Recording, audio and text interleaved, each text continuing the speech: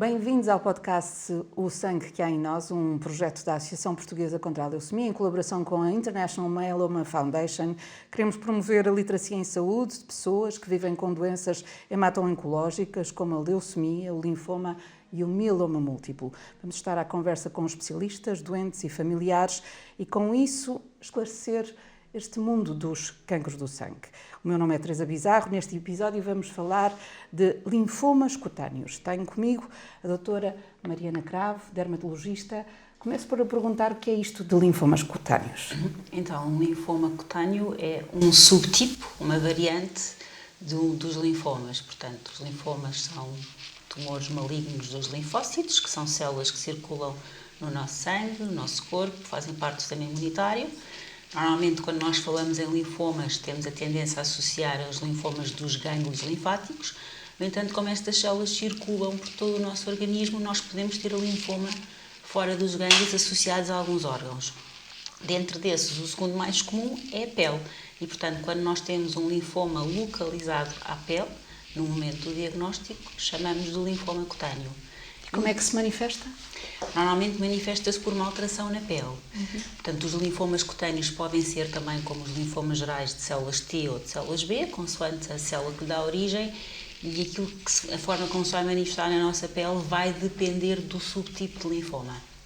Portanto, podem ter aspectos clínicos muito diferentes, consoante o tipo de linfoma cutâneo. Nós distinguimos dos linfomas gerais porque têm um comportamento e um prognóstico e um tratamento diferente. Quais são os fatores? Tem fatores de risco associados? Não há propriamente fatores de risco associados conhecidos nesta forma. É uma doença rara, afeta cerca de 5 a 6 pessoas por milhão de habitantes, portanto, a incidência aos novos casos por ano. Portanto, são doenças raras. Não está associado propriamente a um fator de risco, como pode estar associado a outros tumores. Mas o que se recomenda é um estilo de vida saudável. Agora, fator de risco como alimentação, tabaco, outras coisas para já não estão conhecidos.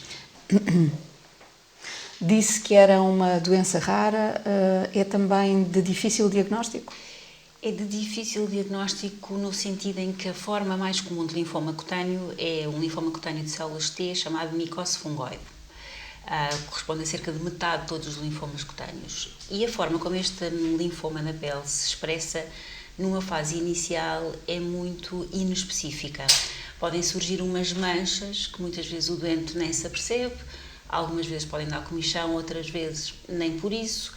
Tem um início muito indolente e, portanto, muitas vezes o doente ou não dá grande importância ou, quando dá importância e vai ao médico, poderá haver alguma tendência a desvalorizar, até porque aquilo que o médico, quer seja o médico de clínica geral, que normalmente é a primeira abordagem do doente no sistema de saúde, vê, ou muitas vezes mesmo nós dermatologistas, são manchas na pele, às vezes clinicamente inespecíficas, que se podem confundir com outras doenças de pele inflamatórias, como a psoríase, como o eczema. E a própria doença é uma doença, como disse, de evolução lenta, e muitas vezes demora anos a manifestar-se na sua plenitude. E, nesse sentido, às vezes até podemos ter a suspeita do diagnóstico, mas as biópsias que fazemos podem não ser conclusivas porque a doença não se manifestou na sua plenitude. E, portanto, nesse sentido, é uma doença de diagnóstico um bocadinho difícil. E viver com este tipo de linfoma é mais complicado? Atendendo a que o diagnóstico é mais difícil, se calhar o momento em que se chega ao diagnóstico da doença também é mais tardio, é mais difícil viver com este tipo de linfoma? De 75% a 90% das pessoas que têm este linfoma da pele, felizmente têm o que nós chamamos uma doença crónica, indolente, ou seja, que não põe em risco a vida do doente, mas tornar-se-á uma doença crónica para a qual nós não temos cura. Mas temos um tratamento de controle? Existem tratamentos, sim. No entanto, tudo o que seja doenças de pele tem sempre um impacto na qualidade de vida do doente, quanto mais não seja porque se tornam visíveis. E o impacto que tem na relação com o outro, só por si, pode alterar a qualidade de vida. Outras vezes altera a qualidade de vida pelos sintomas que dá, pela comichão, pelo ardor. E nesse sentido a maioria dos doentes acaba por referir que é uma doença que tem um impacto na sua qualidade de vida e com a qual pode ser difícil de lidar, até porque alguns tratamentos que nós temos disponíveis não são 100% eficazes, quer no controle dos sintomas como a comichão, como até no fazer desaparecer completamente as manchas. Que tipo de tratamentos são esses? Nós tratamos os linfomas da pele consoante o grau de agressividade da doença. Como eu disse, a grande maioria dos doentes terá uma doença localizada à pele que não põe em risco a sua vida, mas infelizmente existe uma porcentagem de doentes que podem progredir para formas mais graves na pele e que podem, de alguma forma, implicar tratamentos mais agressivos e essa própria progressão da doença pôr em risco a vida do doente. Eu costumo dizer que nós temos uma doença ligeira, temos um tratamento ligeiro, ou seja, se eu tenho uma doença localizada à pele, irei tratar o doente com formas de tratamento localizados à pele, desde cremes hidratantes, a cremes com corticoide, outros imunomoduladores, a quimioterapia, digamos, em creme, que existe disponível, depois podemos usar fototerapia ou radioterapia, portanto, são o que nós chamamos os tratamentos localizados à pele, que fazem sentido nas fases iniciais da doença. A escolha do tratamento vai sempre depender da extensão da doença, ou seja, que quantidade de pele é que está atingida e pelos tratamentos prévios já efetuados e pela resposta aos mesmos.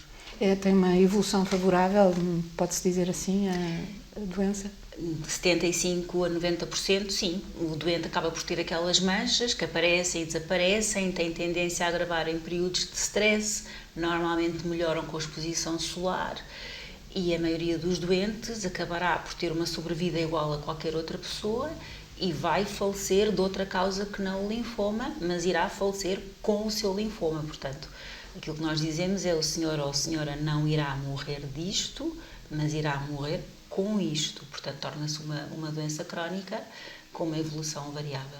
Mas o linfoma é uma palavra pesada. É. E as pessoas, é fácil retirar esse peso quando é um linfoma cutâneo não é, em termos psicológicos? Não é porque, lá está, as pessoas quando chegam à consulta com o diagnóstico de linfoma, aquilo que associam sempre é uma doença grave e muitas vezes fatal. E se não for fatal, vai obrigá-la a fazer quimioterapias agressivas ou eventualmente um transplante. E, portanto, por isso é que os linfomas cutâneos são um bocadinho um mundo à parte. E é preciso desconstruir esta ideia.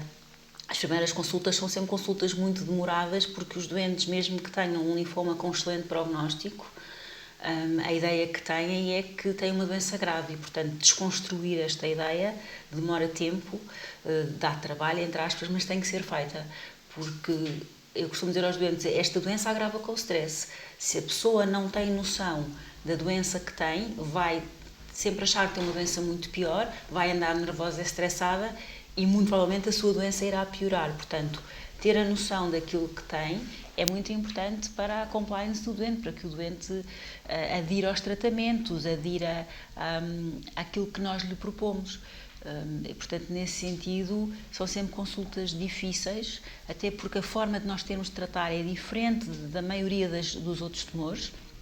Portanto, o que nós vamos dizer a um doente que tem uma micose fungoide numa fase inicial, que a maioria deles é: eu vou tratar a sua doença consoante a agressividade dela.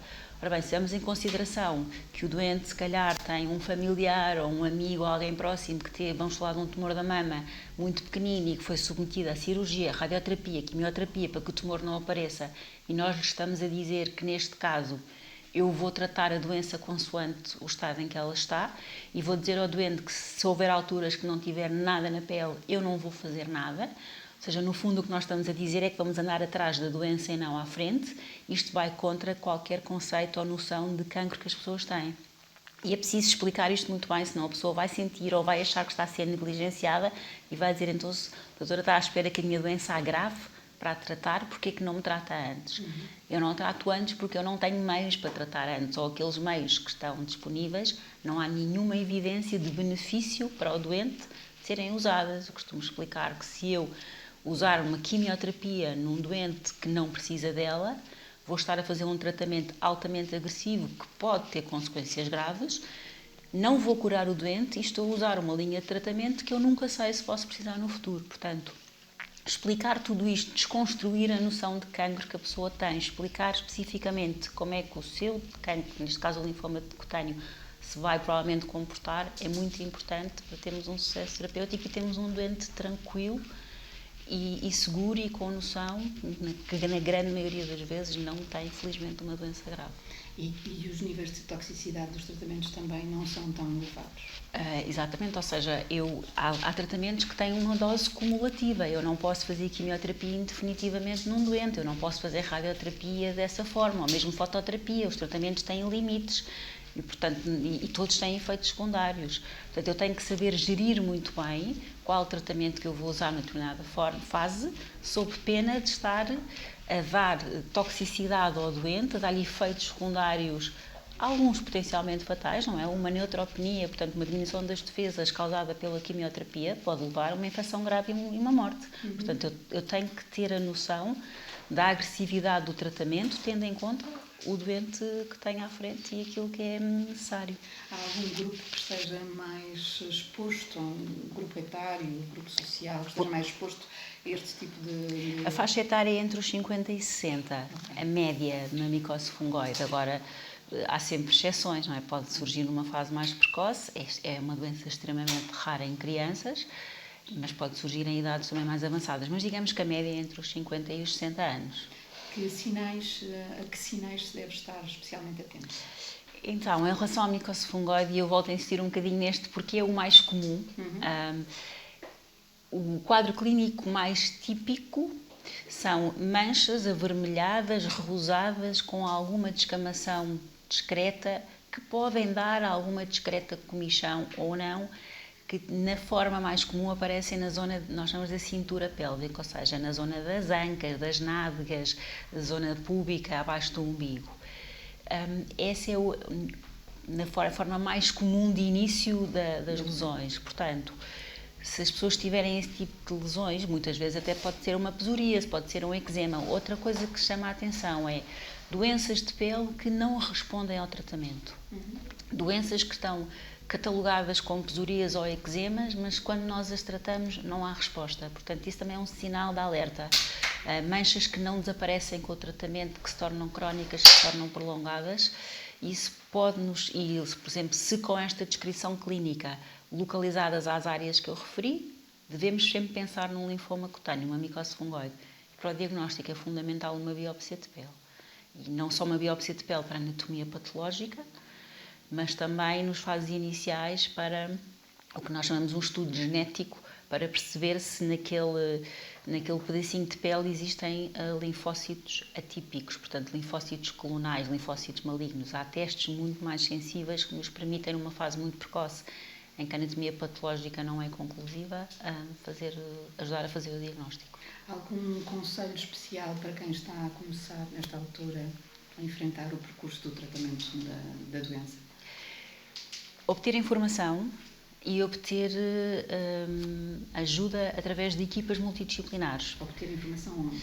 Então, através da sua equipa multidisciplinar, as doenças raras devem ser abordadas por equipas com experiência no tratamento desta doença.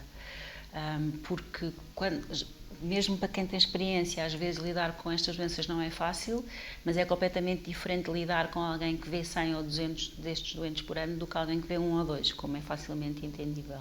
Portanto, uma equipa multidisciplinar que engloba dermatologistas, hematologistas, radioterapeutas, enfermagem, assistência social, é extremamente importante. Outra forma de pesquisa de informação. Há na internet sites fiáveis, com informação fiável. Não será ir ao Dr. Google, mas há, por exemplo, o site da APCL, há sites americanos feitos por doentes para doentes, com informação fiável. Portanto, a internet é sem dúvida uma excelente ferramenta se usada adequadamente, mas na minha opinião é um complemento à conversa que é fundamental ter com o seu médico assistente, nomeadamente com o dermatologista ou hematologista que o segue.